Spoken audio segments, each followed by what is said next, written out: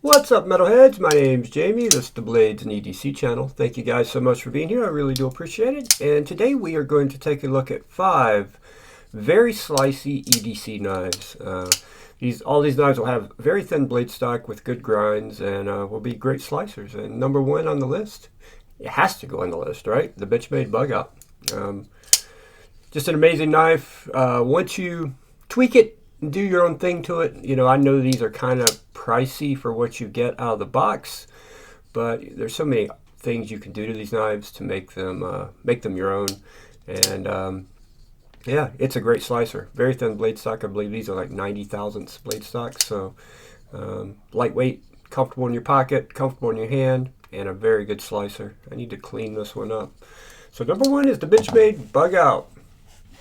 Next up, the newest one in my collection, the Asher Spiro. This is the titanium with the hole version. There are thumb stud versions of this knife also.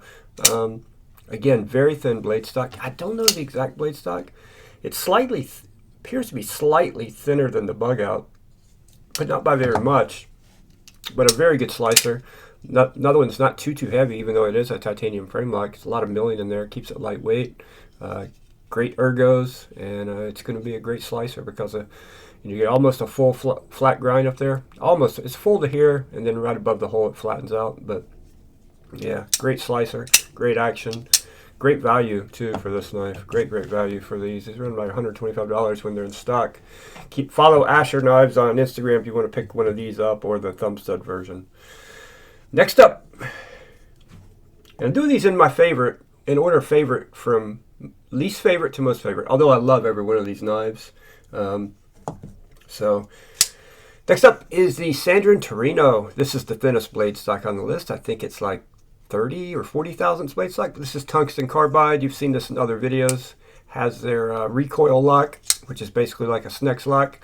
But this one it has its goods and its bads. The good is it'll hold its edge forever. For opening packages and stuff like this, you may never have to sharpen this knife. Downside is if you ever do use it and really hard use it and you do have to sharpen it, it can be difficult to sharpen. It requires using lapping paper and oil to sharpen it, or you can send it to sander and have it sharpened. But very lightweight, extremely good ergonomics, and going to be super slicey. Although it is a thinner blade stock, because of the way the grind is done, you do have a compound grind here. It may not be as good of a slicer as, say, the Spiro, because of how much it spreads out so quickly instead of being like a full flat. But it's still going to be very slicey because of how thin it is. And these run about $260 on Landrin, I believe. Lamnia is the website that sells these. Lamnia, I believe it is. They're about $260, and they have a budget version in G10, but I'm not crazy about the way it looks. This looks much better, and it's going to be much more ergonomic, I can tell just from the pictures, but a great slicer. That is the Sandrin Torino. Next up, the Quiet Carry Drift. Again, very thin blade stock, probably right around that 90 thousandths mark, under 100. I can't remember exactly what it is, but it is under 100 thousandths. Titanium frame lock. You could also get these in a liner lock version with G10 that has titanium liners. Van Axe super clean steel, excellent ergos, and super slicey blade. A full flat grind on this one. Great action, built to last forever. Just an amazing knife. Amazing knife. Sold one of these in the knife sale, and there's still another one available. The G10 version is still available, so I'm sure it will sell soon also, because these are amazing knives. So the Quiet Carry Drift, and these run about $300 for this version. The G10 version runs $250. And last, but certainly not least, although it is, as far as price goes, there's only one that costs less than it, and that's the Asher. It costs less than a Bugout and less than both of these. Have you figured out what it is yet? Do you know? Take a guess. Comment below. Let me know.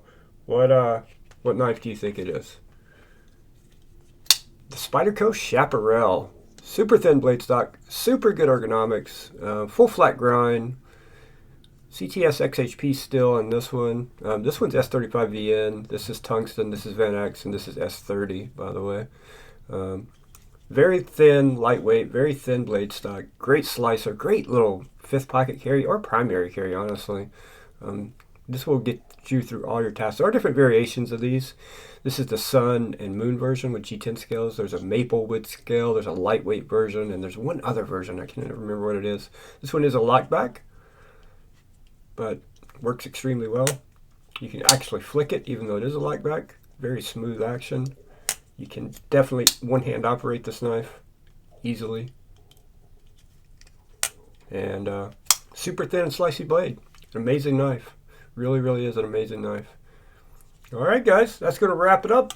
5 fantastic super slicey EDC knives. Thank you guys so much for watching. Comment below what's your favorite slicey thin blade stock knife that's not on the list.